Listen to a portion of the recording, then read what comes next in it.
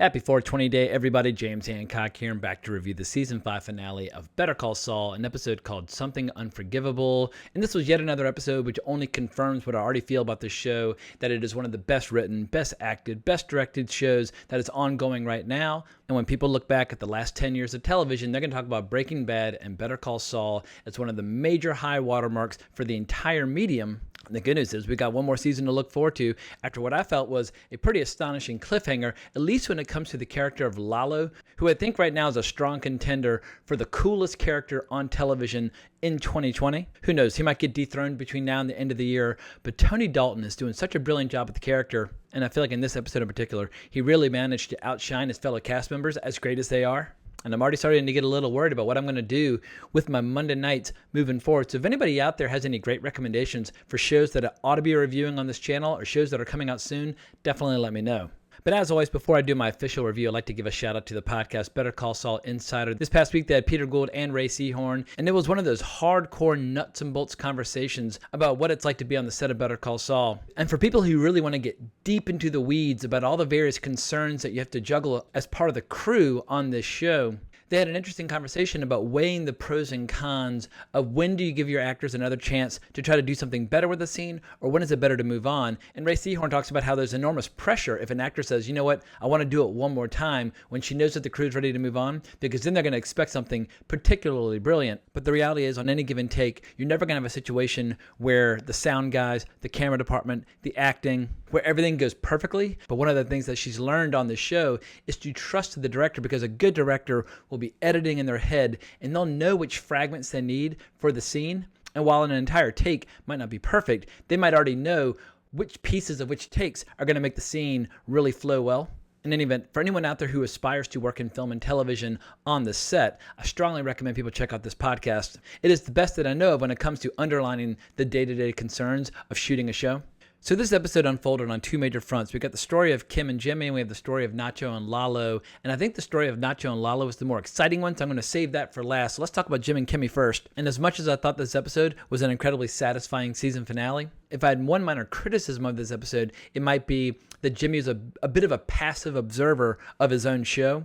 That said, I think where the show left him and Kim at the end of this episode was really interesting, because it seems to suggest to me that moving forward, it might actually be Kim who is ultimately responsible for dragging Jimmy over to the dark side. Obviously, Jimmy's been keeping one foot in both worlds for a very long time, and he's very comfortable with some very slippery behavior. But it seems like this orchestrated takedown of Howard that they're plotting and scheming about at the end of this episode, it seems to suggest to me that, contrary to what I've been thinking for the last 5 seasons, it's not going to be Jimmy who destroys Kim's life.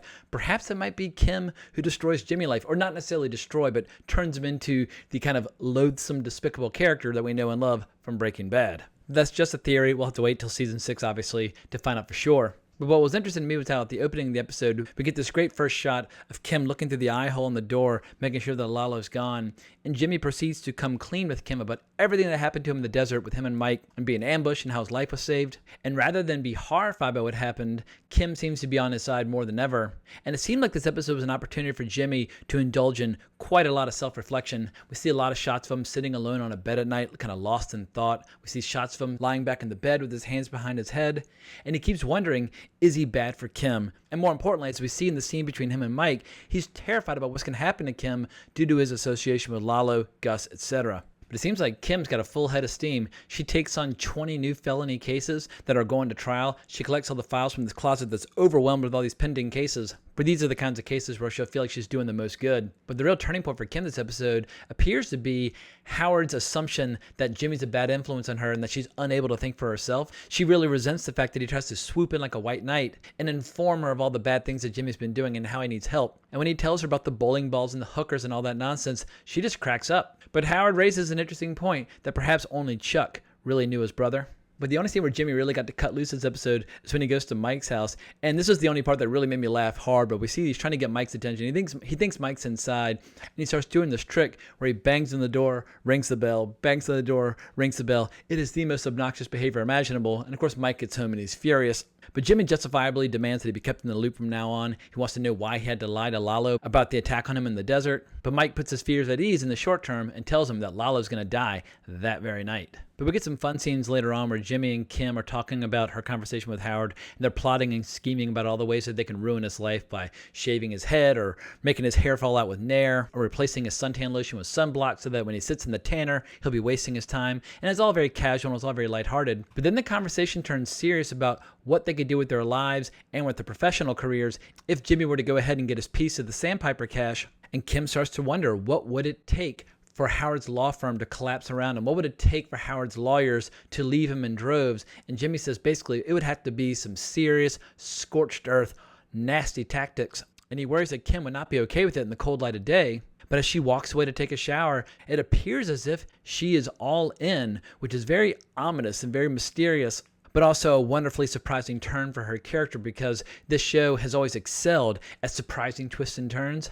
And so while it wasn't necessarily as dramatically impactful as the season finale for season 4, I feel like it's going to leave a lot of people chomping at the bit for what their arc is going to be in the final season. But let's get into the really juicy stuff that went down this episode. Down in Mexico, Mike reports to Gus that Lalo's en route to his place in Chihuahua and that he took Nacho with him for a possible promotion. Mike really wants to pull Nacho out, worries he's going to get caught in the crossfire, but Gus doesn't want to tip his hand that he's planning an assassination of Lalo. And Lalo's compound is virtually impregnable, surrounded by a wall with all this barbed wire, and inside we get a taste of a different side of Lalo's personality, where we see he's loved as this patriarch of the family. He's got tons of bodyguards, but they seem more like friends and brothers, and he seems to have a lot of love for the people who work there, especially the gardener and the cook. And as Lalo introduces Nacho to everyone, we really get a chance to see Lalo in his element.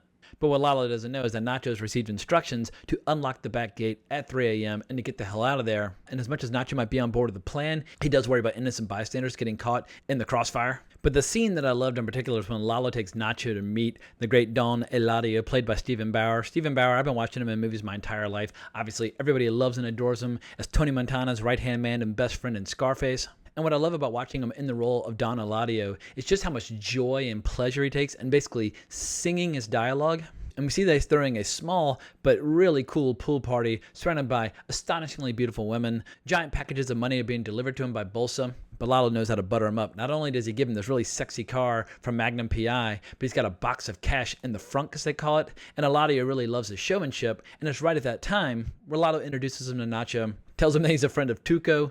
And we get a really cool scene where Nacho's having to stay in character, claiming that he plans on taking away territory from biker gangs up in the United States, that he wants respect, and he doesn't want it to look over his shoulder. And we see that Don Eladio takes an instant liking to him. This episode, it almost could have been a feature film just about Mexican drug cartels, just focusing on this one particular storyline between Nacho, Lalo, and Eladio. And I'll be curious to see how audience members respond to this show in terms of are they more loyal and interested in Gus or in Lalo? Because as great as Gus is and as classic a character as he is, I feel like Lalo's making a strong push to win over a lot of fans over to his side. In particular in the scene late night when he and Nacho are just chilling outside.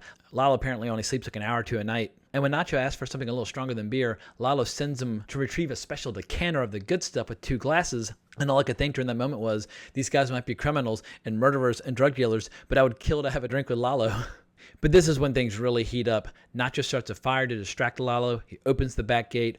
All these assassins pour in. Nacho hauls ass. And this compound just becomes a total war zone. And it's not like Lalo's John Rambo. He takes a few shots, but he's also incredibly resourceful. He throws a boiling pan in one dude's face. Guns are shooting all over the place. Lalo hauls ass down the secret passageway that he has beneath his bathtub, and he emerges with one pistol, turns around, heads right back into the compound, and starts taking these guys out one at a time. He gets a machine gun from one and just fires blind down the tunnel.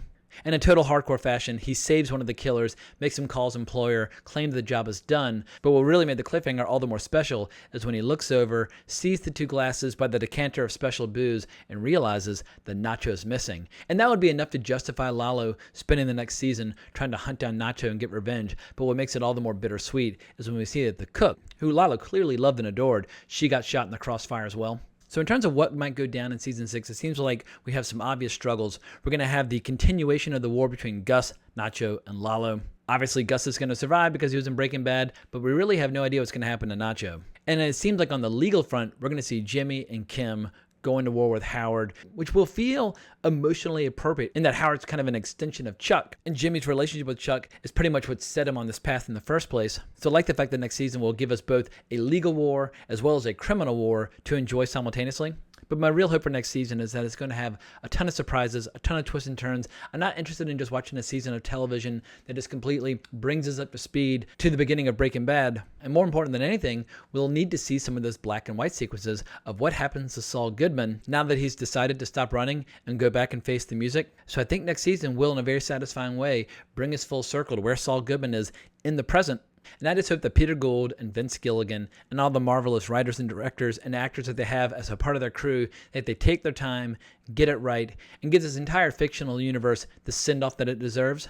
In any event, it has been an absolute pleasure and a privilege following this season of television. I've loved and adored doing reviews and breakdowns of every single episode. And for those of you who've been sticking with me every step of the way, you have my genuine thanks and gratitude. And also noticed that the numbers have been going up steadily over the last few videos. So it seems like the season was growing in popularity as it went on, and justifiably so. Better Call Saul is as good as TV gets, in my opinion. So once again, if anybody out there has some great recommendations of things that I should be following in the future, things that are going to be coming out, my calendar is already pretty cluttered with movies and shows that I'm excited about on different platforms, but I've always got my eye on the horizon, anticipating what might be coming our way in the future. But I can't thank enough for watching this video. I really appreciate it. If you want to talk more, hunt me down on Twitter at Colbrax, or leave me a comment in the comments below. And please remember to like the video, subscribe to the channel, hit that notification bell.